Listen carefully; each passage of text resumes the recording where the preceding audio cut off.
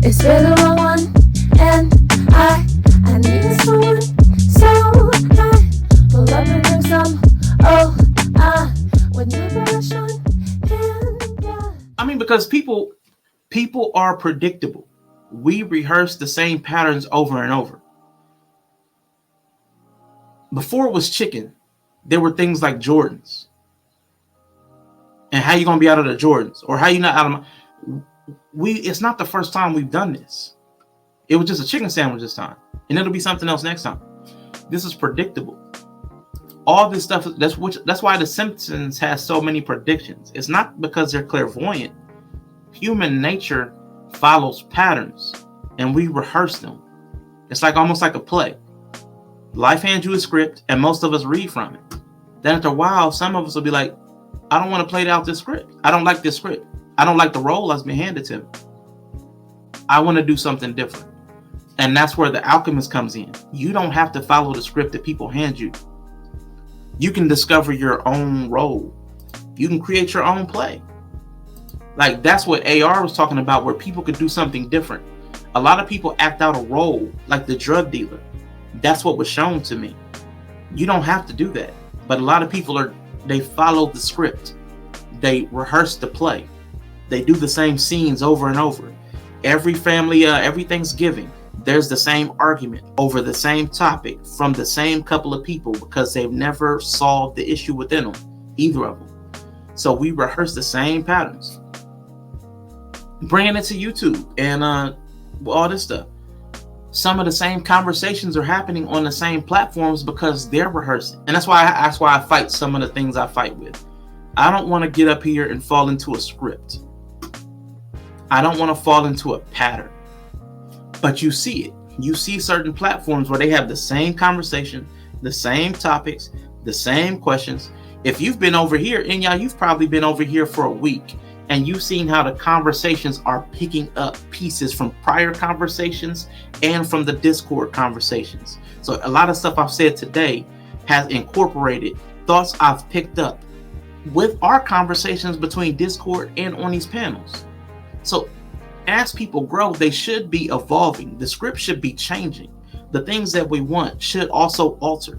I might want chicken until Nova says something about a hamburger. Hamburger sounds pretty good. So I really wish more people could get off script. What Bree calls it identity. What I'm calling script is identity. Somebody created a role. You're playing it. That's your identity. And Bree's like, nah. Get out of it. Being anti is also a problem. Because sometimes we'll be so anti-script. We'll rebel against a script or somebody else's expectation. That can also be unhealthy. So by being anti the identity, you're also inhabiting the identity. You're still retaining the script because you're fighting against it. So you gotta shake the scripts. And you gotta craft your own. Down with identities.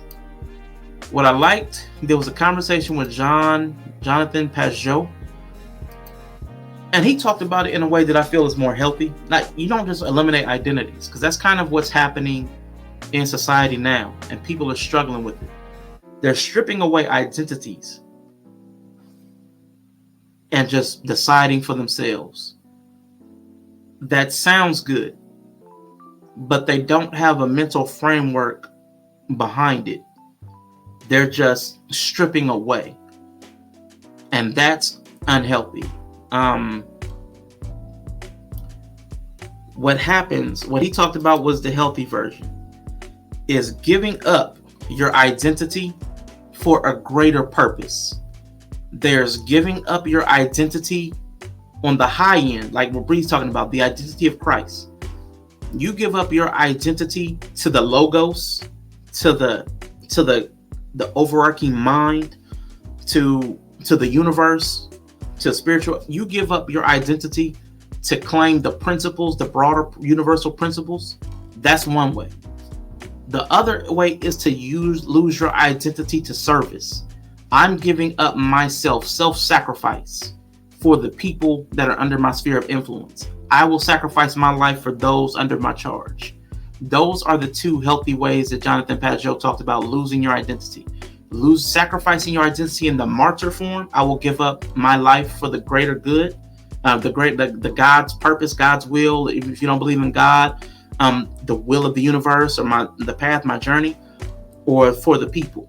But those are healthier ways to get rid of your identity in service to something, not just to obliterate your identity, but in service to something.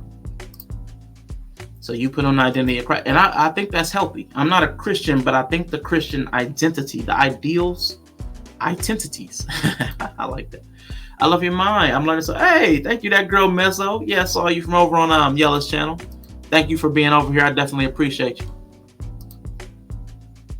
Now, what you open up a new conversation. People call the Bible the scripts for short. Now, but that like I said, there are healthy scripts. Because see, the script that people give you is going to be based on their limited understanding. The script another human will give you will be flawed because we're flawed. The idea behind the Bible is that it's an unflawed set of principles and values. I believe the words, the text itself has been tampered with and is problematic. But if you study for yourself and not accept what people just tell you from a pulpit, I transformed my life from the principles in the Bible without being a Christian. So I know it works. There are valuable principles in there. Even from like a red pill, the world is not what I expected, I'm hopeless. Even from that place, there are useful ideas that you can cling to. Something as simple as being in a state of gratitude. Even when circumstances don't look their best, being in a mind state of gratitude and thankfulness is beneficial to you. If you don't even believe in God, science will tell you that. Having a positive mindset can help people heal faster or heal when they otherwise wouldn't have.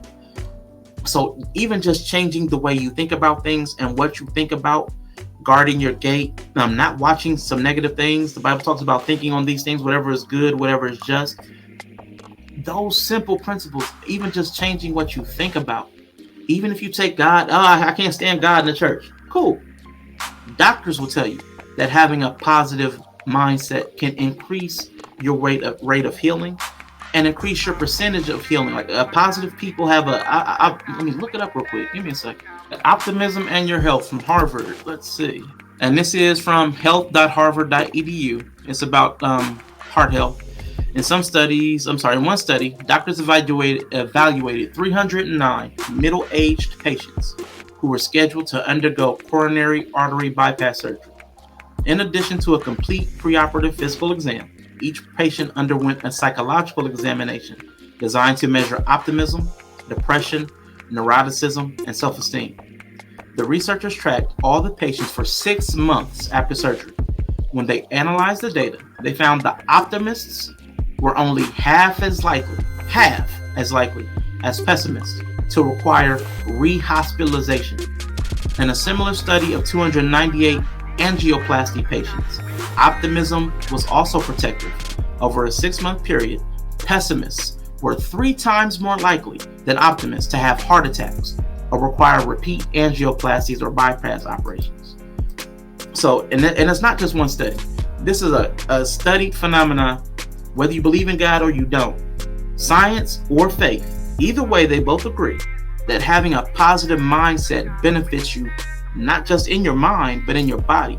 Because those of us that do know, stress hormones and things like that do affect your physiological health. So what you think about does impact your feelings and impacts your body. I've noticed since I had a few changes to my identity, you can just change and people don't even mind. Those who do were getting something out of you being a certain way. Yes, I'm learning to forge my own identity. Yes, the people who will reject the change in you are the people who weren't there for you. They were there for a version of you. They were there for something specific. I talk about TD Jakes sometimes. He had this thing where there were comrades. There were people who are they're with you because of what you're against. You have a common enemy. There was another word like colleagues. They're for what you're for. Like you have a shared goal. But then there's companions who are there for you. So they'll be with, that's the through thick and through thin. That's that one. There's like colleagues, companions, and comrades. So I mean, there are multiple ways and reasons for people to be in your life. I read it separate from any religion group, just for myself. Yeah, and that's what I had went ahead and decided to stop being a Christian because it wasn't working out for me. But I still attended church because it was familiar. But I landed in one Sunday school and they taught some different lessons. I'm like, I've never read that before. Like, that's in the Bible? And it didn't make sense. I'm like, I've spent my entire life and I've never heard this story. I'm like, so I started reading the Bible for myself, and that's what changed my life, honestly. It changed my views on the Bible. I concretely became a non-Christian, but I transformed my life with the principles. I was like, these make sense. Yeah, you got to study yourself because they're only going to give you certain pieces. And it makes sense. You're only there once a week for like a couple hours. So, I mean, how much are they going to tell you? See, where I'm coming from, I was thinking that our people are cursed based on what was written in Deuteronomy. That played with my mind for years. And even if we are, even if we were, what good does it do to dwell on it? What good? It doesn't do any. It doesn't help you at all to dwell on it. Any of us.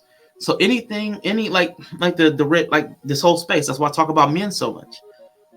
If you're dwelling on what women are not and what women have not done, it's not helping you. Like as a practically, it's not making you better to focus on what women are or are not doing. Right. So we can all admit that it's not helping you at all. You're not getting any more money unless unless you're bashing women and you got monetized from bashing women. It's not really helping you as a person. You know what I'm saying? So there's no utility to it. Now with the women that you say you want to marry or even date or have sex with, anyway, if they're hearing you talk like that, they're probably not going to want to marry you or date you or sleep with you. So it's completely counterproductive. So unless you're on the level of Fresh and Fit where you're making bank and you can just attract people who just only want money and will hate you to your core because of what you say, but will still hang around you because you have a lifestyle, nice cars and plenty of alcohol and nice apartments. I mean, but is that the kind of life you want? I mean, that's shallow and it's going to leave you empty. I mean, because you're going to just cycle through women and none of them really like you because everything that comes out your mouth is trash and nobody sticks around. So in my mind, that's even a worse rejection than the dudes who just get rejected up front. You trying to holler. I'm like, okay, you didn't want me. But these other women will see all that you have to offer and still say no. Because who are you? You're just angry. You're an angry little boy. They get to me. They do. Are better than you niggas. Period.